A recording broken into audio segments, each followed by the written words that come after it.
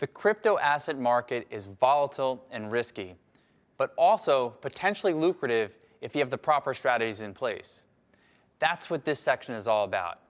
By the end of this section, you'll be able to develop a strategic trading process, overcome biases, explain why HODL, holding on for dear life, is just not a strategy.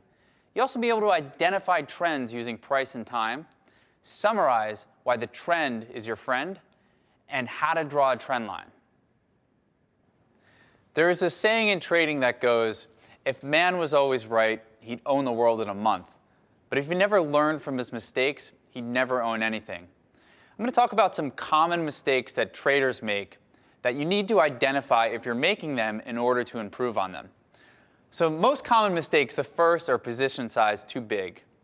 And in the crypto markets, this is essential because in 2017, Bitcoin rallied 1,400%. However, during that rally, we saw 7 pullbacks of 20% or greater. In fact, in the last few months, Bitcoin dropped 60%.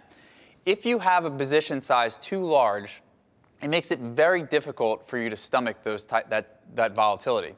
Next, no edge. And what I mean is that a lot of new traders just go in the markets, they see things going up, and they just buy them.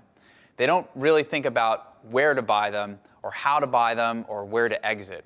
So this is a common mistake that a lot of traders make, and we'll talk more about exit strategies in another lesson. Another common mistake is over-trading. Now the problem is, you may have gotten shaken out by a trade, and now you want to get right back in and make the same mistake again. So you don't want to overtrade because the commission costs are going to reduce your long-term returns. Another mistake, trading the junk.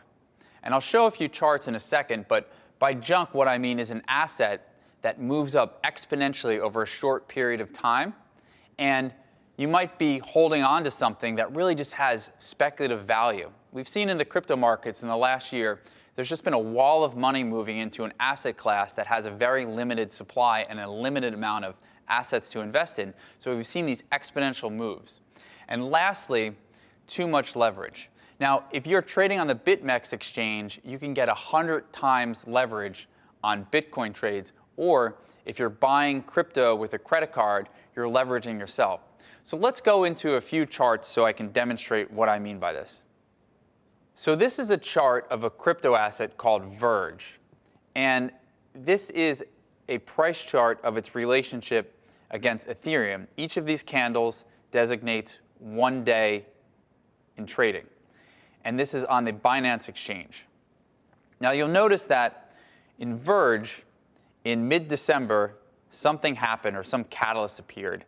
And the price of Verge went from 2,500 sats all the way up to almost 50,000 sats. So in a short period of time, and this is just a few weeks, you had a 20 times return on your money. Now a lot of traders might have gotten into this chart after it went up 3 or 4x and bought around here. Now the problem is, if you have no exit strategy, and this is purely speculative, where do you sell? So when you start trading assets like this that are extremely volatile and they start moving down, there's a tendency to kind of hold on to them for too long. And we'll talk more about exit strategies in the future, but what I want you to notice is that when you see something that's moving up as rapidly as Verge, it's not the time to buy, it's really the time to sell. Another example is Sia Coin. And this is a chart of Sia Coin versus the dollar on the Bittrex exchange. Again, each of these candles designates 1 day's worth of time. And Sia Coin was priced at about 2.5 cents or 3 cents here in mid-December, and it went up to 12 cents. This is a 4x return very rapidly. But since that move, there was not one up day for about a month in Sia Coin. So it's important to keep in mind, if you're buying any of these extremely speculative assets, where are you going to get out of them? Because like we've seen in previous lessons, there's no utility value in these coins. They're just purely speculative assets.